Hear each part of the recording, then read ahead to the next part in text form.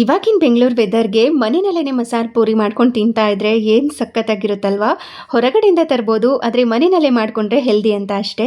ಮೊದಲಿಗೆ ಒಂದು ಬಾಣಲಿಗೆ ಎಣ್ಣೆನ ಹಾಕಿ ಕಾದಾದ ನಂತರ ಚಕ್ಕೆ, ಲವಂಗ, ಏಲಕ್ಕಿ, ಕಲ್ಹೂವು, ಜೀರಿಗೆ, ಸೋಂಪು, ಕಾಳುಮೆಣಸನ್ನ ಹಾಕಿ ಸ್ವಲ್ಪ ಹೊತ್ತು ಫ್ರೈ ಮಾಡಿ ಶುಂಠಿ, ಬೆಳ್ಳುಳ್ಳಿ, ಈರುಳ್ಳಿ, ಟೊಮ್ಯಾಟೊ, 2 ಗುಂಟೂರು ಮೆಣಸಿನಕಾಯಿ, 8 ರಿಂದ 10 ಬ್ಯಾಡಗಿ ಮೆಣಸಿನಕಾಯಿ, ಪುದೀನ, ಕೊತ್ತಂಬರಿ ಸೊಪ್ಪನ್ನ ಹಾಕಿ ಫ್ರೈ ಮಾಡಿಕೊಂಡು ಬೇಯಿಸಿಟ್ಕೊಂಡಿರುವಂಥ ಆಲೂಗಡ್ಡೆ, ಸ್ವಲ್ಪ ಬಟಾಣಿನ ಹಾಕಿ ಧನಿಯಾ ಪುಡಿ, ಬ್ಲ್ಯಾಕ್ ಸಾಲ್ಟ್, ಚಾಟ್ ಮಸಾಲ, ಆಮ್ಚೂರ್ ಪೌಡರ್ನ ಹಾಕಿ ಮಿಕ್ಸ್ ಮಾಡಿಕೊಂಡು ಕಂಪ್ಲೀಟಾಗಿ ಕೂಲ್ ಆದಮೇಲೆ ಮಿಕ್ಸಿ ಜಾರ್ಗೆ ಹಾಕಿ ಸ್ಮೂತಾಗಿ ಪೇಸ್ಟ್ ಮಾಡಿ ಒಂದು ದಪ್ಪ ತಳ ಇರುವಂಥ ಕಡಾಯಿಗೆ ಸೇರಿಸಿ ನಂತರ ಅದಕ್ಕೆ ನೀರನ್ನ ಸೇರಿಸಿ ಕನ್ಸಿಸ್ಟೆನ್ಸಿ ಈ ಥರ ಇರೋ ಥರ ಮಾಡಿಕೊಂಡು ಕುದಿಸ್ಕೋಬೇಕು. ಆಲೂಗಡ್ಡೆ ಬಟಾಣಿನ ಬೇಯಿಸ್ಕೊಂಡು ಮ್ಯಾಶ್ ಮಾಡ್ಕೋಬೇಕು. ಬಟಾಣಿ ಕ್ವಾಂಟಿಟಿ ಜಾಸ್ತಿ ಬೇಕು ಅಂದರೆ ಜಾಸ್ತಿ ಹಾಕ್ಕೋಬೋದು.